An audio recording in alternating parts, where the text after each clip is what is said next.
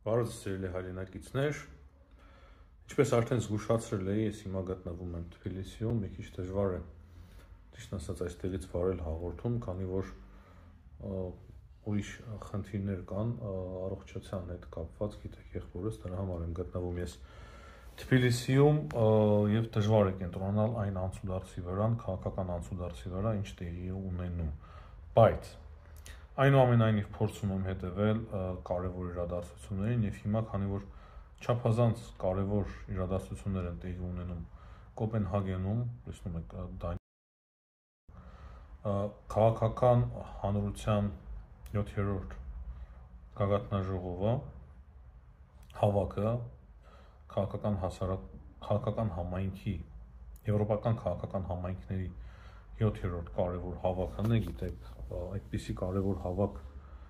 նույն նպաստացի տեղի ունենալ նաև հաջորդ տարվա սկիզբ Հայաստանում եւ հիմա այնինչ տեղի ունենում Կոպենհագենում շատ կարևոր է մեզ համար, քանի որ այնտեղ է գտնվում նաև Հայաստանի վարչապետ Նիկոլ Փաշինյանը եւ Իլհամ Ալիևը։ Նիկոլ Փաշինյանի եւ Իլհամ Ալիևի միջեւ արդեն իսկ տեղի ունեցել հանդիպում, այս մասին եւս դուք երևի թե տեղեկացրել եք, չափազանց կարևոր հանդիպում է եւ ինչ են քննարկել կողմերը։ Ինչի վրա ես կոնկրետ ուշադրություն դարձրի, դա այն է, որ ոչ միայն թրիփը Թրամփի երթուղին է գործարկվելու, այլ նաեւ քննարկում են Ադրբեջանի տարածքում գոյություն ունեցող ենթակառուցվածքների հարցը։ Հիմնականում տրանսպորտային ենթակառուցվածքների մասին է խոսքը։ Եվ սա չափազանց կարևոր է մեզ համար։ Ճիշտ է, Փաշինյանը նաեւ խոսել է այսպես կոչված Զանգեզուրի միջանցքի մասին, ասելով, որ Հայաստանի տարածքում չկա եւ այսուհետ, երբ որ Ադրբեջանից նման հայտարարություններ լինեն, բոլորը պետք է հասկանան, որ դա Հայաստանին չի վերաբերվում, միգուցե իրենց տարածքներն են անվանում Զանգեզուրի միջանցք, բայց դա Հայաստանի հետ որևիցե կապ չունի։ Այս հայտարարությունը եւս չափազանց կարևոր է։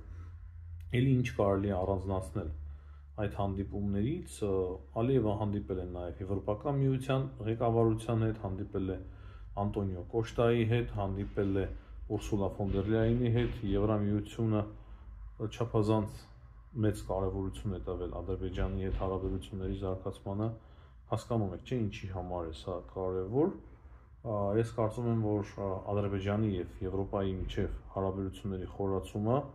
միանշանակ բխում է նաեւ մեր ազգային ու պետական շահերից, այսինքն ավելի ցիվիլ կլինի Ադրբեջանը։ Նմանատիպ հանդիպում է տեղի ունեցել նաեւ Նիկոլ Փաշինյանի եւ եվրոպական ղեկավարների միջև եւ այդտեղ էլ քննարկվել է Հայաստան-Եվրամիություն հարաբերությունների խորացումը։ Նաեւ կարևոր հանդիպում է տեղի ունեցել Արարատ Միրզոյանի եւ Լեհաստանի արտգործնախարարների միջև, այդտեղ եւս քննարկել են Հայաստան-Եվրամիություն հարաբերությունների խորացման հարցը։ Դա եւս չափազանց կարևոր է մեզ համար, դե բնականաբար ոչ միայն Եվրամիության հետ, այլ նաեւ երկկողմ հարաբերություններն են խորացնում Հայաստանը եւ Լեհաստանը։ Մոռացա ասեմ Ադրբեջանի նախագահի հայտարարությունները խաղաղության վերաբերյալ, որ խաղաղությունը կարևոր է մեր տարածաշրջանում եւ արդեն Հայաստանն եւ Ադրբեջանը սովորել են ապրել խաղաղության մեջ, դա կարևոր է ոչ միայն մեր երկրների համար, ամբողջ տարածաշրջանի համար լավ է, որ Ալիևը նման հայտարարություններ է անում եվրոպական քաղաքական համայնքի տվյալ հավաքի ժամանակ։ Այնտեղ է գտնվում նաեւ Վրաստանի վարչապետը, Փաշինյանը հանդիպել է նաեւ Վրաստանի վարչապետի հետ։ Կարող եմ առանձնացնել նաեւ այն, որ Ալբանիայի վարչապետը կատակով Մակրոնի եւ Ալիևի դեպքում կանգնած էր, ասել է, թե մեր միջև խաղաղություն է հաստատվել, կատակել են, շնորհավորել են միմյանց, այսինքն Թրամփի հայտարարությունների վրա են կատակել, չէ, Թրամփը ասում էր, որ Ադրբեջանի եւ Ալբանիայի միջև հաստատել է խաղաղություն։ Էլ ինչն է մեզ համար կարևոր, կարծում եմ չափազանց կարևոր է Մակրոնի, Էմանուել Մակրոնի, Ֆրանսիայի նախագահի եւ Հայաստանի վարչապետի հանդիպումը, նաեւ հայտարարության մեջ մենք տեսնում ենք, որ հստակ ռազմավարական հարաբերությունների մասին խոսք կա, այսինքն Ֆրանսիան եւ Հայաստանը հետեւողականորեն ձգտում են ռազմավարական հարաբերություններ հաստատել միմյանց հետ եւ դա մեզ համար չափազանց կարևոր է սիրելի հայրենակիցներ, կրկնեմ, քանի որ լիարժեք հաղորդում չեմ կարող անցկացնել, վարել հիմա,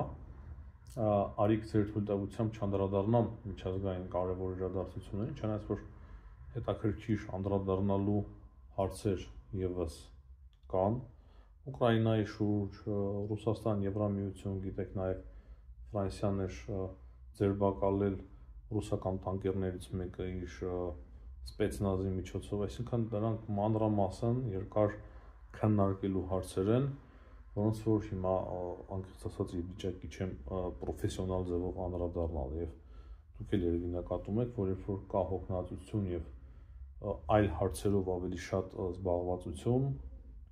դա նաև խանգարում է մեր աշխատանքին։ Ես հույսով եմ, որ մի քանի օր անց մենք կրկին կկարողանանք արդեն վերադառնալ բնականոն հունով աշխատանքի փորձենք ամեն դեպքում։ Հաջողություն եմ մաղթում բոլորին, ցտեսություն կհանդիպենք։